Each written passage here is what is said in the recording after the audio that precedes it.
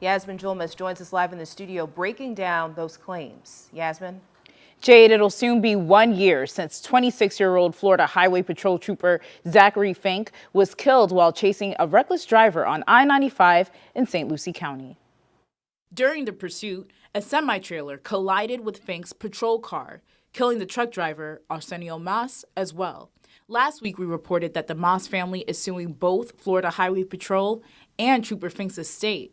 The suit claims that Fink drove recklessly at speeds up to 120 miles per hour and disregarded policies and procedures.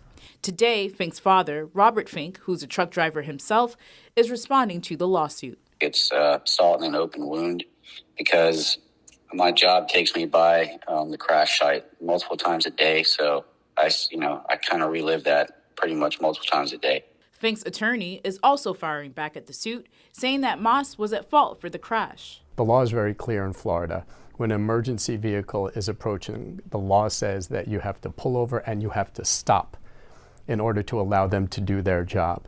Florida statute says when an authorized emergency vehicle is giving audible signals, the driver of every other vehicle should yield the right of way to the emergency vehicle and should pull as close as reasonable to the curb, stopping until the emergency vehicle has passed.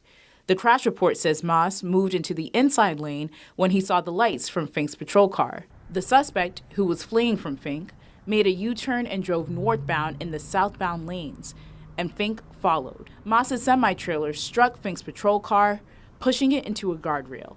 Fink was pronounced dead at the hospital. Mas was not wearing a seatbelt and was ejected. He was pronounced dead at the scene. I looked into Florida Highway Patrol's chase policy, which was initially issued in 1996.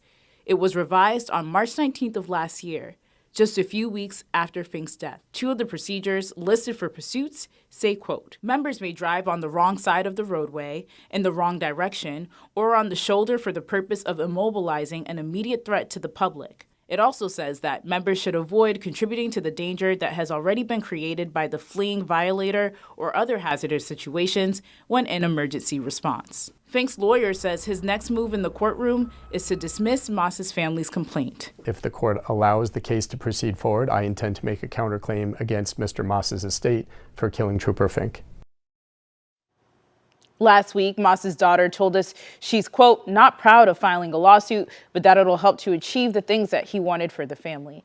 In the studio, Yasmin Julmus, WPBF 25 News.